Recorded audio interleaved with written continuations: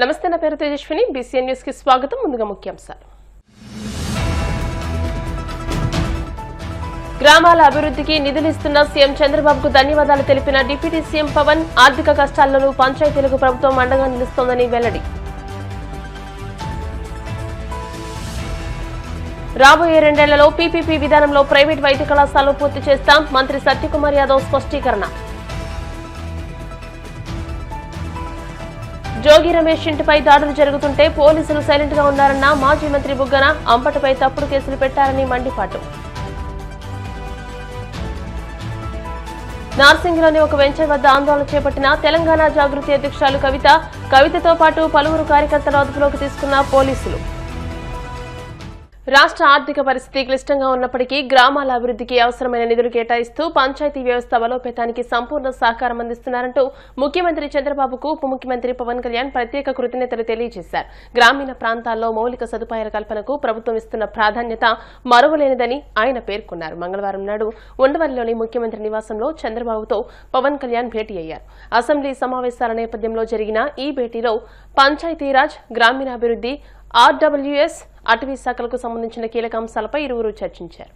4 రోజుల విరామం తర్వాత శాసనసభ సమావేశాలు ప్రారంభమయ్యాయి. స్పీకర్ అయ్యన్న పాత్రుడు ప్రశ్నోత్తరాలతో సభ కార్యకలాపాలను మొదలుపెట్టారు. ప్రైవేట్ వైద్య కళాశాలను పీపీపీ విధానంలో ఏర్పాటు చేయడంపై తణుకు ఎమ్మెల్యే రాధాకృష్ణ ప్రశ్న లేవనెత్తారు. దీనిపై వైద్య ఆరోగ్య శాఖ మంత్రి సత్యకుమార్ సమాధానమిచ్చారు. 17 కళాశాలల్లో 11 నాబార్డు కింద, 3 కేంద్ర ప్రభుత్వం, 3 శాస్కీ కింద మంజూరయ్యాయని తెలియజేశారు. మొత్తం వ్యయం 8,480 కోట్లని అన్నారు. జగన్ హయాంలో కేవలం 1,500 కోట్లు మాత్రమే ఖర్చు చేశారని, అందులో పులివెందుల కళాశాలకే దాదాపు 500 కోట్లు ఖర్చు చేశారని తెలియజేశారు. కూటమి ప్రభుత్వం వచ్చాక 900 కోట్లు ఖర్చు చేసి పనులు చేపట్టిందని మంత్రి వివరించారు. సెంట్రల్ స్పాన్సర్ స్కీమ్ కింద 3 శాస్కీ కింద మంజూరయ్యే అధ్యక్ష. దీనికి మొత్తం వెచ్చించాల్సిన మొత్తం అయితే 8,480 కోట్లు అయితే గత ప్రభుత్వం 4 సంవత్సరాల్లో 2020లో మంజూరైన కళాశాలలు 4 సంవత్సరాల్లో 1,500 కోట్లు మాత్రమే ఖర్చు పెట్టింది అధ్యక్ష. తర్వాత కూటమి ప్రభుత్వం వచ్చిన తర్వాత 938 కోట్లు ఖర్చు పెట్టి వివిధ దశల్లో ఆగిపోయిన పనులని పూర్తి చేసే పని కూడా చేసింది అధ్యక్ష. ఇక్కడ ప్రధానంగా గుర్తించాల్సిన విషయం ఏంటంటే, మొదట్లో హడావిడిగా 23 సంవత్సరంలో హడావిడిగా మొదలుపెట్టిన కళాశాలలు ఏవైతే ఉన్నాయో, రాజమండ్రి కానీ, విజయనగరం కానీ, ఏలూరు కానీ, నంద్యాల కానీ, ఇటువంటి కళాశాలల్లో వాళ్ళు పెట్టాల్సిన మొత్తం ఖర్చు 3,525 కోట్లు అయితే 918 కోట్లు మాత్రమే ఖర్చు పెట్టారు అధ్యక్ష. ఈ ప్రభుత్వం వచ్చిన తర్వాత గత 20 నెలల్లో 530 కోట్లు ఖర్చు పెట్టింది. ఇక 10 కాలేజీలు ఏవైతే పీపీపీ మోడల్లో ప్రతిపాదిస్తున్నామో వాటిలో పెట్టాల్సిన ఖర్చు 4,955 కోట్లు అయితే 631 కోట్లు మాత్రమే గత ప్రభుత్వం ఖర్చు పెట్టింది అధ్యక్ష. ఈ ప్రభుత్వం వచ్చిన తర్వాత 406 కోట్లు ఖర్చు పెట్టడం జరిగింది. దురదృష్టకరమైన విషయం ఏంటంటే అధ్యక్ష, 10 కళాశాలల్లో 631 కోట్లు ఖర్చు పెడితే దాంట్లో 396 కోట్లు సింహభాగం కేవలం పులివెందులకు మాత్రమే ఖర్చు పెట్టారు అధ్యక్ష.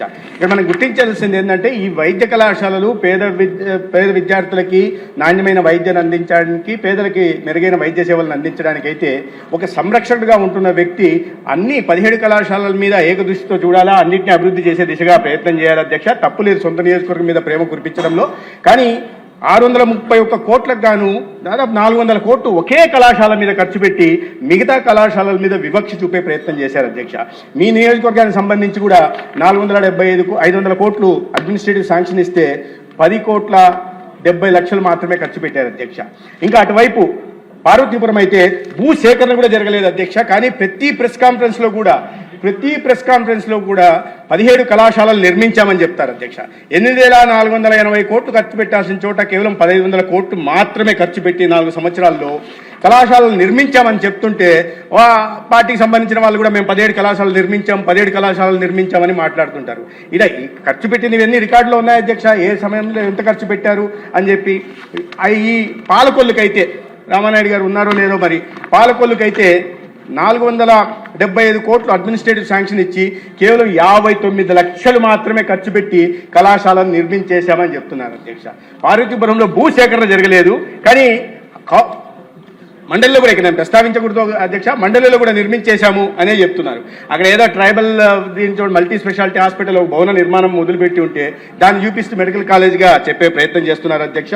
అయితే గౌరవ సభ్యులు అడిగినట్టు ఈ 10 కాలేజీలని ఇవాళ పీపీపీ మోడల్లో పోతున్నాం. 4 కళాశాలని మొదటి దశలో వీటిని టెండర్లు పిలవడం జరిగింది అధ్యక్ష. కేంద్ర ప్రభుత్వాన్ని కూడా రాయడం జరిగింది. 2 దశలుగా 4 కళాశాలల్ని పులివెందుల, మార్కాపురం, ఆదోని, మదనపల్లి కళాశాలని, అదేవిధంగా తర్వాత బాపట్ల, పాలకొల్లు, నర్సీపట్నం, అమలాపురం, పార్వతీపురం ఈ కళాశాలల్ని 2వ దశలో తీసుకెళ్తున్నాం. కేంద్ర ప్రభుత్వానికి రాయడం జరిగింది. టెండర్లు కూడా మళ్ళీ పిలవబోతున్నాం అధ్యక్ష. అయితే ఈ క్రమంలో అందరం చూసాం అధ్యక్ష, బెదిరింపులకి గౌరవ సభ్యులు అంటున్నారు దీని మీద ఒక చట్టం తీసుకురావాలని. కానీ ఇటువంటి బెదిరింపు ధోరణ కారణంగానే 5 సంవత్సరాలు సాగిన ఒక అటవిక పాలన కారణంగా ప్రజలు వారి ప్రజాకోర్టులో శిక్షించారు అధ్యక్ష.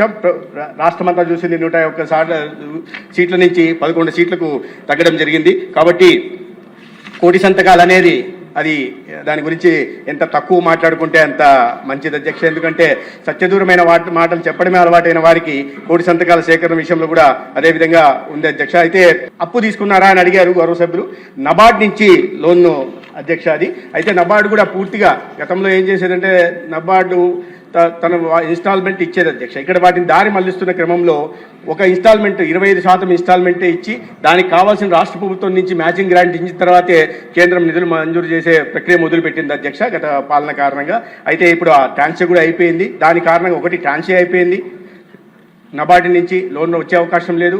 రెండోది గత ప్రభుత్వం ఈ ప్రభుత్వ కళాశాలల్లో సెల్ఫ్ ఫైనాన్స్ స్కీమ్ తీసుకొచ్చి 50% కన్వీనర్ కోటాకి, 30% మేనేజ్మెంట్ కోటా, 10% ఎన్ఆర్ఐ కోటాని తీసుకురావడం. అంటే ఏ రకంగా అయితే ప్రైవేటు మెడికల్ కాలేజీలో ఉంటుందో అదే విధానాన్ని ప్రభుత్వ కళాశాలలో కూడా తీసుకొచ్చి ప్రైవేటు కళాశాలలకి ప్రభుత్వ కళాశాలలకి తేడా లేకుండా చేసింది అధ్యక్ష. దానికి అనుగుణంగా జీవో 107, 108 కూడా తీసుకురావడం జరిగింది.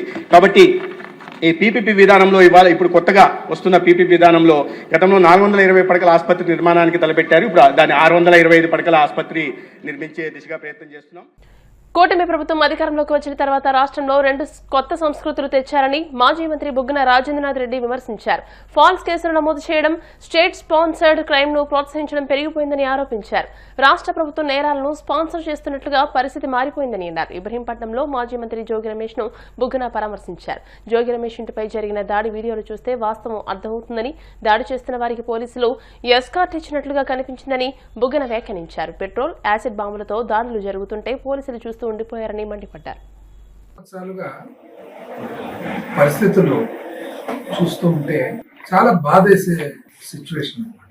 ఇప్పుడు రాజకీయాలు అన్న తర్వాత, ప్రజాస్వామ్యం ఉన్న తర్వాత ఎన్నో ఇన్సిడెంట్స్ జరుగుతూ ఉంటాయి. కానీ 2 కల్చర్స్, ఒకటి ఫాల్స్ కేసులు, రెండవది స్టేట్ స్పాన్సర్డ్ క్రైమ్.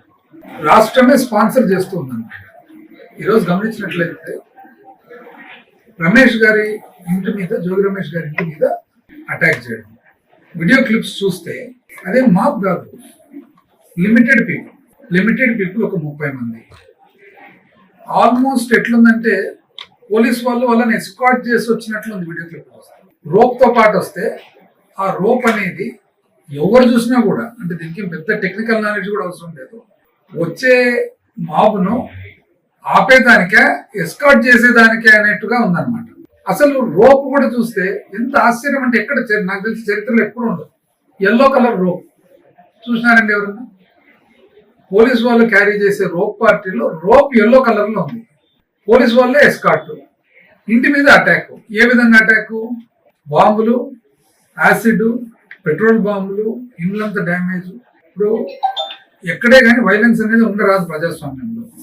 కానీ వైబ్రెంట్ డెమోక్రసీలో ఎంతో మంది ఎన్నో పరిస్థితుల్లో పరిస్థితి ప్రభావం వలన కొన్ని ఇన్సిడెంట్స్ లో పర్సనల్ గా ఉండాల్సి వస్తుంది. రాజకీయ నాయకులు అన్న తర్వాత ఏ పార్టీకి చెందిన వాళ్ళన్నా కానివ్వండి, ఎన్నో సిచ్యువేషన్స్ లో వాళ్ళు ప్రెసెంట్ ఉంటారు అక్కడ. ఎందుకంటే పబ్లిక్ రిప్రజెంటేటివ్ అయినా పబ్లిక్ లో ఉండాల్సిన వ్యక్తి కాబట్టి పబ్లిక్ లోనే ఉంటాడు. ఆ పబ్లిక్ రిప్రజెంటేటివ్ ఇంటిని అటాక్ చేయడం అనేది మాత్రము ఏది? బాంబులు, యాసిడ్, పెట్రోల్ బాంబులు, ఒక 20-30 మంది విత్ ఎస్కార్ట్. ఇది ఎక్కడన్నా చూసినామండి. ఈ మధ్య కాలంలో మాజీ మంత్రి వర్యులు రాంబాబు గారి ఇంటి మీద కూడా సేమ్ పరిస్థితి.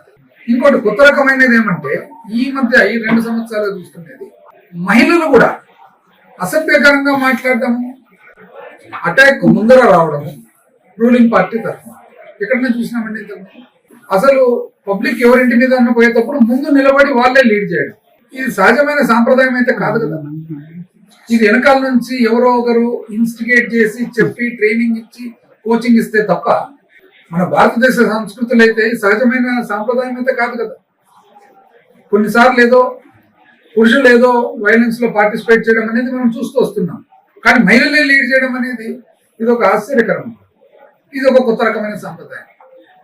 ఫాల్స్ కేసులు, ఇప్పుడు మనకు చట్టము ఒక సిస్టమ్ అనేది వెరీ క్లియర్ ఎస్టాబ్లిష్డ్ రూల్స్ ఉన్నాయి. ఏదైనా ఒకవేళ పొరపాటు అంటూ జరిగింటే కోర్టు డిసైడ్ చేస్తుంది అది కరెక్టా కాదా అనేది.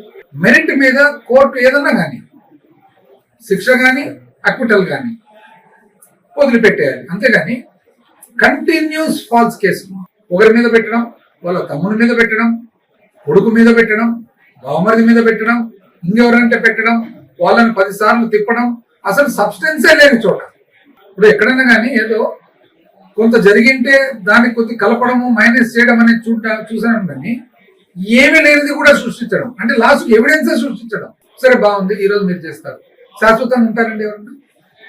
ఇప్పుడు మీరు ఏం నేర్పిస్తున్నారు? ఇప్పుడు వివిధ రాజకీయాల పార్టీలకు మీరేం నేర్పిస్తున్నారు? ఇక్కడ రూలింగ్ పార్టీగా ఉంటూ ఈ విధమైన పరిపాలన చేయొచ్చు అంటే కేసే లేనిది కేసు సృష్టించవచ్చు, ఎవిడెన్స్ కావాలి కదా, ఎవిడెన్స్ కూడా సృష్టించవచ్చు. ఇది మీరు కొత్తగా నేర్పిస్తున్నారు అంటే ఇంతటితో ఆగిపోతుంది ఇది సంస్కృతి. అంటే ఎటువైపు తీసుకుపోతున్నారు అని. ఇప్పుడు అపారమైన అనుభవం ఏమిటికి ఉపయోగపడుతుంది? దశాబ్దాల రాజకీయ ఎక్స్పీరియన్స్ ఏమిటికి ఉపయోగపడుతుంది? ఈరోజు మీరు దశాబ్దాల రాజకీయ అనుభవం అని చెప్పేసి మీ కళ్ళెదురుగానే పోలీస్ ఎస్కార్ట్ తో పాటు వచ్చి ఇళ్ల మీద పడి బాంబులేసి కాల్చి పెట్టి కొన్ని మీకు తెలియదని అంటున్నారు. తెలియకుంటే తెలిసింది కదా ఇప్పుడు ఏం యాక్షన్ తీసుకున్నారండి? ఈ క్రైమ్ లో భాగస్వాములు ఉన్నారో క్రిమినల్స్ ఉన్నారో వాళ్ళ మీద ఏం యాక్షన్ తీసుకున్నారు? అంటే ఏమిటికి ఉపయోగపడుతుంది అని ఇప్పుడు అనుభవం. ఏమనంటే ఎప్పుడో ఏదో జరిగింది, ఎట్లా చరిత్ర చూసుకుంటూ పోతే వేల సంవత్సరాల మీద ఎన్నో ఇన్సిడెంట్స్ ఎక్కడెక్కడ జరిగింటాయి. పోనీ మీకు అవకాశం ఉంది కదా, ఇప్పుడు మీరేం చేస్తున్నారు కరెక్ట్ గా? ఇవన్నీ కూడా పబ్లిక్ వాచ్ చేస్తున్నారు. కాబట్టి ఖచ్చితంగా 100% పద్ధతులు మార్చుకోకుంటే మాత్రం 100% కూటమి ప్రభుత్వం అధికారంలోకి వచ్చినప్పటి నుండి పేదలపై కక్ష సాధింపు ధోరణితో వ్యవహరిస్తోందని మాజీ మంత్రి వెల్లంపల్లి శ్రీనివాస్ ఆరోపించారు. విజయవాడలో మున్సిపల్ అధికారులు ఎలాంటి ముందస్తు నోటీసులు ఇవ్వకుండా, సామాగ్రి తీసుకునే సమయం కూడా ఇవ్వకుండా 10 తోపుడు బళ్లను ధ్వంసం చేశారని ఆవేదన వ్యక్తం చేశారు. లక్షల విలువైన బళ్లను నాశనం చేసి పేదల కడుపు కొట్టారని ఆగ్రహం వ్యక్తం చేశారు. దానికి ఈరోజు మా పేదలపేటలో జరిగిన ఘటన నిదర్శనం. ఉదయం 8 గంటలకి ఇక్కడున్న ఎవరైతే హాకర్స్ ఉన్నారో, హాకర్స్ అంటేనే రోడ్డు మీద వ్యాపారం చేసుకునేవాళ్ళు. రోజువారీ కనీసం 600 అమ్ముకుంటే కానీ వాళ్ళు ఇల్లు గడవని పరిస్థితి. అటువంటి హాకర్స్ ని ఎవరైనా మీకు ఇబ్బందిగా ఉంటే, అడ్డుగా ఉంటే ఈ బళ్ళు తీయమని చెప్పొచ్చు, నోటీసులు ఇవ్వచ్చు. అవసరమైతే బళ్ళు తీసుకెళ్లి పోలీస్ స్టేషన్ లో పెట్టడమో లేదా మున్సిపల్ కార్పొరేషన్ లో పెట్టి పెనాల్టీలు వేయడే అధికారం అధికారులకు ఉంది. కానీ దుర్మార్గంగా బళ్ళన్నింటినీ కూడా సుమారు దాదాపు 10 తోపుడు బళ్ళని ధ్వంసం చేసేసి ₹1,00,000 విలువ చేసే చెరుకు బండిని కూడా పూర్తిగా కూడా ధ్వంసం చేసేసారు. దాన్ని అంటే పేద ప్రజల ఆస్తులు ధ్వంసం చేసే అధికారం ఎవరికి ఇచ్చారు అసలుకి? అంటే మీకు ఓటేసి గెలిపించింది పేద ప్రజల్ని ఏడిపించడానికా? కనీసం ఒక పథకం ఇచ్చి ప్రభుత్వం ఈ పేదవారిని ఆదుకునే పరిస్థితి లేదు. గతంలో జగన్మోహన్ రెడ్డి గారి హయాంలో అయితే కనుక ప్రతి ఒక్కరికి ఏదో విధంగా చేదోడుగా ప్రభుత్వం నుంచి సహాయం అందేది. కానీ ఈ రోజు చంద్రబాబు ప్రభుత్వం పథకాలు కరువైనాయి, పేదవారి వ్యాపారం చేసుకునే భద్రత కూడా కరువైపోయింది అని చెప్పి చూడండి ఒకసారి ఎంత దుర్మార్గంగా కర్కోసటగా మొత్తం అన్ని కూడా బలుపాలు కొట్టేసి ఫ్రూట్స్ కూడా కనీసం అందులో పళ్ళు తీసుకునే టైం కూడా ఇవ్వకుండా వాటన్నిటిని కూడా నాశనం చేసే విధంగా ఈ అధికారులు పనిచేయడం అనేది చాలా బాధాకరం. దాంట్లో ఎవరైతే ఎమ్మెల్యేకి సంబంధించిన వారి మనుషులు కూడా ఉన్నారని చెప్తున్నారు. అంటే వాలంటీర్స్, సుజనా చౌదరి గారి యొక్క వాలంటీర్లు దగ్గరుండి ఈ బళ్ళు పగలగొట్టడం అంటే చాలా బాధాకరం. ఎందుకంటే ఒక ప్రజాప్రతినిధి అయ్యి ఉంటే అవసరం అయితే కనుక ఒకరికి సహాయం చేయాలి. సహాయం చేయలేనప్పుడు అక్కడైతే ఇంత ఇబ్బంది ఉంటే వాళ్ళు నచ్చ చెప్పి వాళ్ళకి ఆల్టర్నేటివ్ ప్లేస్ చూపెట్టి వాళ్ళ వ్యాపారానికి ఎక్కడ ఇబ్బంది లేకుండా చేయాల్సిన బాధ్యత ఒక ప్రజాప్రతినిధి మీద ఉంటుంది. కానీ అదే ప్రజాప్రతినిధి వచ్చి వాళ్ళ తాలూకా మనుషులతో ఈ యొక్క ధ్వంసం చేయడం అంటే అధికార దుర్వినియోగం. ఇదంతా కూడా స్థానిక ఎంపీలు గాని, ఎమ్మెల్యేలు గాని, ఇతర అధికారులు గాని పేద ప్రజల మీద కక్ష సాధించుకునే విధంగా, వారి జీవితాల్ని నాశనం చేసే విధంగా, వారు బతుకి కరువు అయ్యే విధంగా ఈ కార్యక్రమం చేపట్టినందుకు మేము పూర్తిగా వైఎస్ఆర్ కాంగ్రెస్ పార్టీ పట్ల పూర్తిగా వాళ్ళని తీవ్రంగా ఖండిస్తున్నాం. తప్పకుండా వీళ్ళకి న్యాయం జరిగే వరకు కూడా వీళ్ళందరికీ యథాస్థితిలో మళ్ళీ ఆ బళ్ళును రిపేర్ చేయాలి. వాళ్ళకి వ్యాపారం చేయడానికి అన్ని విధాలు కూడా ఫెసిలిటీ క్రియేట్ చేయాలి. అవి చేసేంత వరకు కూడా వైఎస్ఆర్ కాంగ్రెస్ పార్టీ వారితో పాటు ఉంటుందని చెప్పని వారికి అండగా ఉండి వారికి ఎటువంటి ఇబ్బందులు లేకుండా ఉండే విధంగా ఉండాలని చెప్పి నేను మనస్ఫూర్తిగా కోరుకుంటూ ఇప్పటికైనా కానీ కూటమి నాయకులు కళ్ళు తెరిచి వీళ్ళకి న్యాయం చేయాలని చెప్పి డిమాండ్ చేస్తాను. ఇప్పుడు కాసేపు ప్రకటనలు.